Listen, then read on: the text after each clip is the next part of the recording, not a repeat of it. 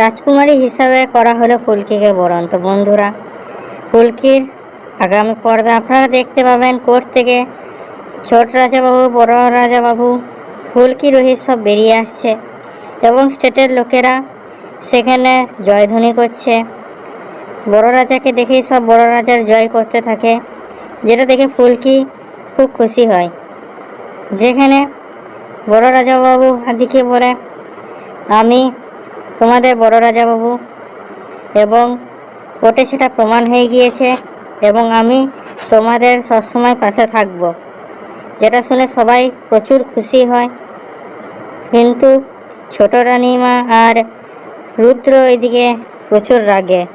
অন্যদিকে ছোট রাজাবাবু সবাইকে বলে যে বড় রাজাবাবুর যে মেয়েটি হারিয়ে গিয়েছিল এবং মৃত বলে ঘোষণা করা হয়েছিল, সেই মেয়েটি জীবিত এবং সেই মেয়েটি বড় রাজাবাবুকে তার অধিকার পাই দিয়েছে। নিয়ে তারপর ফুলকিকে এগিয়ে দেওয়া হয় এবং বলা হয়, এই হচ্ছে আমাদের বড় রাজাবাবুর মেয়ে, আমাদের রাজবাড়ির উত্তরাধিকারী। যেটা শুনে সবাই খুশি হয়। অন্যদিকে ছোট রানীমা আর রুদ্র নিজেদের মধ্যে কথা বলি করে, যেখানে রুদ্র বলে, আমার প্রচুর রাগ হচ্ছে, মনে হচ্ছে যেন সব এখনই ধ্বংস করে দিই। যেখানে ছোট রানীমা বলে যে রাগটা চেপে রাখ, আমিও প্রচুর রাগ হচ্ছে কিন্তু আমি কিছু করছি না। আমরা এই বাজিটা হেরে গিয়েছি এবং ওরা অধিকার পেয়ে গিয়েছে। আমি অনেক চেষ্টা করলাম যাতে বড় রাজাবাবু আর ফুলকি তার অধিকার ফিরে না পায়, কিন্তু ফুলকি তার অধিকার পেয়ে গেল। এবার যে চাল চালতে হবে সেটা ভেবে চিনতে ভালোভাবে চালতে হবে। যেখানে ফুলকিও ছোট রানীমার কাছে এসে ছোট রানীমাকে উস্কে দেয় এবং বলে, তো ছোট রানীমা অনেক চেষ্টা করলেন কিন্তু আটকাতে পারলেন না। আমি আমার বাবার অধিকার পাইয়ে দিলাম কিন্তু আপনারা কিছু করতে পারলেন না। রুদ্র রাগ হয় এবং ফুলকিকে বলতে গেলে তখন ছোট রানীমা তাকে দাঁড় করিয়ে বলে, রুদ্র চুপ থাক, এখন আর মুখ লাগা যাবে না। এবং ফুলকিকে বলে যে এখন তুমি আমার থেকে একটা চাল এগিয়ে আছো, কিন্তু ভেবো না যে তুমি জিতে গিয়েছো। আমি আবার নতুন চাল চালবো এবং তোমাকে হারতে হবে।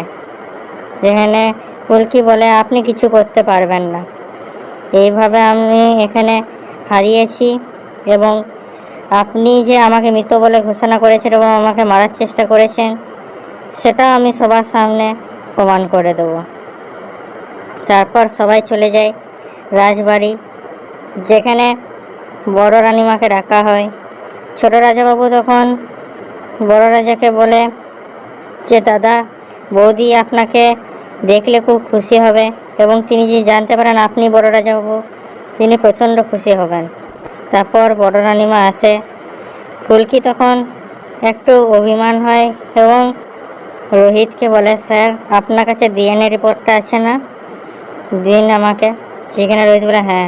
রিপোর্টটা দিলে ফুলকি সে রিপোর্টটা বড় রানীমাকে দেখায় এবং বলে যে এই দেখুন, ইনি হচ্ছেন আমাদের বড় রাজাবাবু।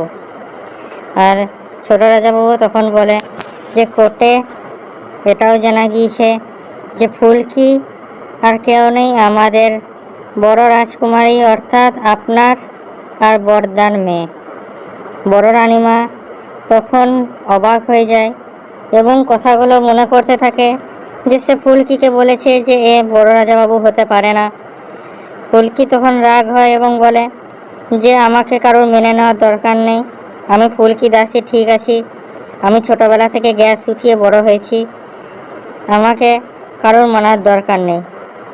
ধানু তখন বড় রানীমাকে বলে যে রানীমা, আপনি গিয়ে একটু ফুলকিকে জড়িয়ে ধরুন, তাহলে ওর সব রাগ গলে যাবে।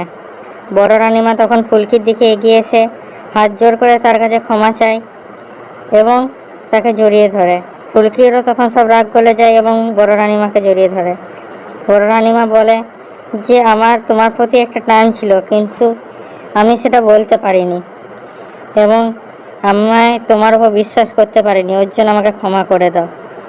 তারপর বড় রানীমা বড় রাজার কাছে গিয়ে হাত জোর করে বলে, আমি আপনাকে চিনতে পারিনি, আমাকে ক্ষমা করে দিন। বড় রাজাবাবু তখন বলেন যে না, এটাতে তোমার কোনো দোষ নেই, তোমাকে এরকমই বোঝানো হয়েছিল এবং আমারও কিছু মনে ছিল না, ওই জন্য তুমি এরকম ভেবেছিলে। তারপর ঠাকুরমশাইকে ডেকে বড় রাজা অভিষেক করা হয় এবং সঙ্গে ফুলকিও সেখানে রাজকুমারীর সাজে চলে আসে এবং ফুলকিকেও রাজকুমারী হিসাবে অভিষেক করা হয় এবং সবাই জয়ধ্বনি করতে থাকে। ফুলকি তখন মনে মনে ভাবে, এত সুখ এত খুশি কি আমার জীবনে ছিল কোনো দিন? এটা কি সত্যি আমার জীবনে এত খুশি এসেছে? তো কী লাগছে বন্ধুরা, ছোট রানীমা কি কোনো নতুন চাল চলবে ফুলকির প্রতি? বলুন আমাদের কমেন্টে। আমাদের ভিডিওটা লাইক করুন, আমাদের চ্যানেলটা সাবস্ক্রাইব করুন এরকম আরও আপডেটসের জন্যে।